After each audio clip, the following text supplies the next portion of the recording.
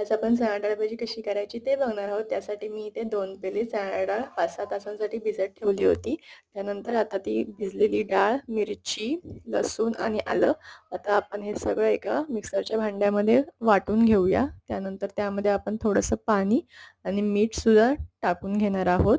ते पीठ आता तयार झालेलं आहे. त्यामध्ये मी कांदा, कोथिंबीर, हळद, मीठ हे सगळं टाकून ते मिश्रण व्यवस्थित ढवळून घेते आणि 15 मिनिटासाठी आपण ते ठेवून देऊया.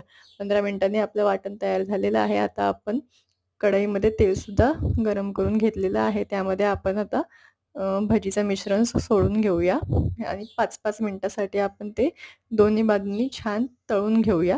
तुम्हाला जर माझी ही रेसिपी पूर्ण बघायची असेल तर मी लिंक डिस्क्रिप्शन बॉक्समध्ये दिलेली आहे. तुम्हाला जर माझ्या अशाच नवनवीन रेसिपी पाहायच्या असतील तर तुम्ही आपल्या चॅनलला लाईक करा, शेअर करा, कमेंट करा, सबस्क्राईब करा.